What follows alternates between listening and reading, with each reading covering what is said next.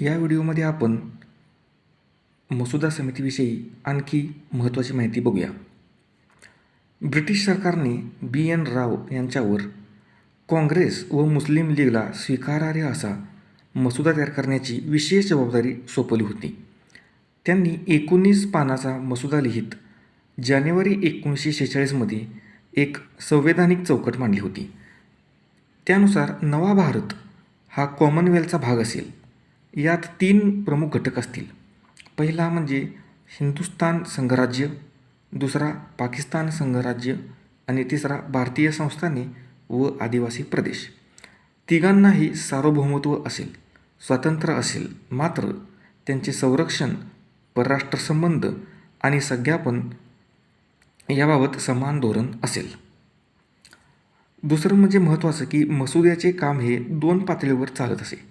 पहिलं म्हणजे मसुदा समितीच्या पातळीवर आणि दुसरं म्हणजे संपूर्ण संविधान सभा उपस्थित असताना. ठीक आहे. तर B.N. राव यांनी पाकच्या निर्मितीला टाळत एक स्वतंत्र प्रांतिक संघटन म्हणून रचना करण्याचा प्रयत्न केला होता. म्हणजेच काय, तर त्यांनी पाकिस्तानच्या निर्मितीला टाळत एक स्वतंत्र प्रांतिक संघटन अशी रचना असावी याचा प्रयत्न केला होता. धर्माचा उल्लेख न करता प्रांतिक रचनेची भाषा वापरली होती. मसुदा संघराज्याच्या रचनेवर भाष्य करणारा होता. B.N. राव यांनी पुढील मुद्द्यावर लक्ष वेधले. हा परीक्षेमध्ये मल्टीलायनर म्हणून येतो की वरीलपैकी कोणती ओळ B.N. राव यांच्याविषयी बरोबर आहेत. तर त्यामध्ये पहिली ओळ असते की भारतात व भारताबाहेर शांतता प्रस्थापित करणे. दुसरं म्हणजे पोषण मूल्याची पातळी वाढवणे, भारतीयांचे जीवनमान उंचावणे, सर्वांना समान शैक्षणिक संधीची भूमी तयार करणे आणि सार्वजनिक आरोग्य व्यवस्था सुधारणे. B.N. राव यांनी मसुदा समितीची चौकट करताना कोणत्या महत्त्वाच्या मुद्द्यावर लक्ष वेधले होते, खालीलपैकी कोणती ओळ त्याविषयी बरोबर आहेत, वाक्य बरोबर आहेत, अशा प्रश्न येऊन अत्यंत महत्त्वाच्या ह्या मुद्द्यांवरती प्रश्न विचारला जातो. त्यामुळे हे सर्व मुद्दे आपल्याला माहीत पाहिजेत की त्यांनी कोणत्या कोणत्या व्यवस्थेवरती भर दिला होता. तर लक्षात घ्या, सार्वजनिक आरोग्य व्यवस्था सुधारणे, सर्वांना समान शैक्षणिक संधीची भूमी तयार करणे, पोषण मूल्याची पातळी वाढवणे, भारतीयाचे जीवनमान उंचावणे आणि भारतात व भारताबाहेर शांतता प्रस्थापित करणे हे अतिशय महत्त्वाचे मुद्दे B.N. राव यांनी मांडले होते. B.N. राव यांना संविधान सभेचे सल्लागार म्हणून नेमले होते. आंबेडकरांनी त्यांच्याविषयी म्हटले होते की संविधान निर्मितीचे संपूर्ण श्रेय जरी मला दिले जाते, मात्र त्यात मोलाचा वाटा हा B.N. राव यांचा आहे.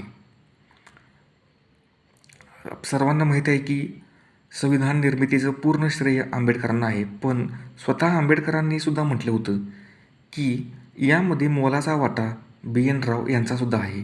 आणि वन लाईनरमध्ये सगळ्यात महत्त्वाचा प्रश्न भरपूर परीक्षेमध्ये विचारला जातो की संविधान सभेचे सल्लागार कोण होते, तर B.N. राव होते. हा प्रश्न भरपूर वेळा भरपूर पेपरला आलेला आहे. तर आता आपण बघूया संविधानाची उद्देशिकाविषयी परीक्षाभूमिक माहिती. 9 डिसेंबर 1946 रोजी घटना समितीची पहिली बैठक होती. तर 13 डिसेंबर 1946ला नेहरूंनी संविधान सभेमध्ये उद्देशिकेचा ठराव मांडला होता. या ठरावाला पुरुषोत्तम दास टंडन यांनी अनुमोदन दिले होते.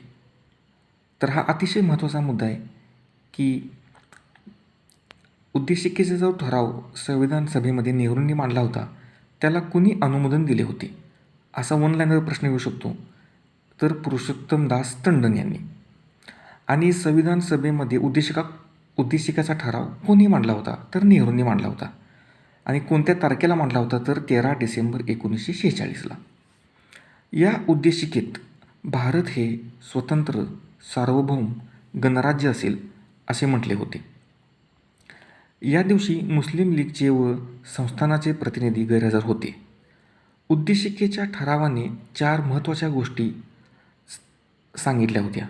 त्या म्हणजे संविधानाच्या अधिमान्यतेचा स्रोत आम्ही भारताचे लोक आहोत. भारतीय संघराज्याचे स्वरूप हे लोकशाही, प्रजासत्ताक, सार्वभौम, स्वतंत्र असेल. तिसरं म्हणजे संविधानाचे ध्येय स्वातंत्र्य, समानता, बंधुता, सामाजिक व आर्थिक व राजनैतिक न्याय यांना वर्धिष्णू करणारी समाजव्यवस्था निर्माण करणे हो. आणि चौथं म्हणजे संविधान स्वतःप्रत अर्पित केले.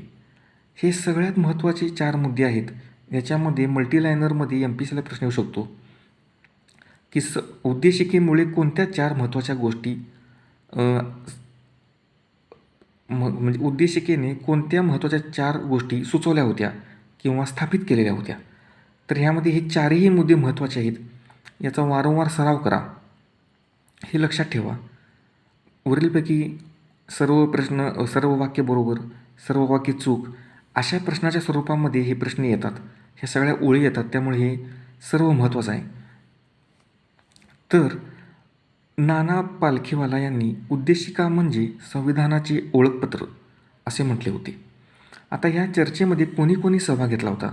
तर मौलाना हसरत मोहानी, HV कामत, दाक्षायणी वेलायुधन, KM मुन्शी, पूर्णिमा बॅनर्जी, रोहिणी चौधरी यांनी चर्चेमध्ये सहभाग घेतला होता. ठरावातील प्रत्येक उतार्यावर आंबेडकरांनी मते मांडली होती. उद्देशिकेचा ठराव हा 22 जानेवारी 1947 रोजी एकमताने मंजूर झाला. त्यामुळं 22 जानेवारीला संविधानाची प्राणप्रतिष्ठा झाली असे म्हटले जाते. मुस्लिम लीगचे सदस्य पहिल्या बैठकीला गैरहजर होते कारण त्यांची स्वतंत्र पाकिस्तानची मागणी होती. त्यामुळे पहिल्या बैठकीला 211 सदस्य हजर होते. तर आपल्याला असा सुद्धा प्रश्न येऊ शकतो की पहिल्या बैठकीला किती सदस्य हजर होते? 211. त्यानंतर मुस्लिम लीगचे सदस्य पहिल्या बैठकीला गैरहजर होते. त्याचं कारण काय आहे? तर स्वतंत्र पाकिस्तानची मागणी. संविधान सभेचे तात्पुरते अध्यक्ष डॉक्टर सच्चिदानंद सिन्हा यांची नेमणूक केली होती. फ्रान्स या देशामध्ये त्या सभेमध्ये असलेल्या सर्वात ज्येष्ठ व्यक्तीची नेमणूक ही अध्यक्ष म्हणून केली जाते. या फ्रान्सच्या ज्येष्ठतम सदस्याच्या जी ही ती परंपरा होती त्या परंपरेचे अनुसरण करून सच्चिदानंद सिन्हा यांची तात्पुरते अध्यक्ष म्हणून निवड केली होती.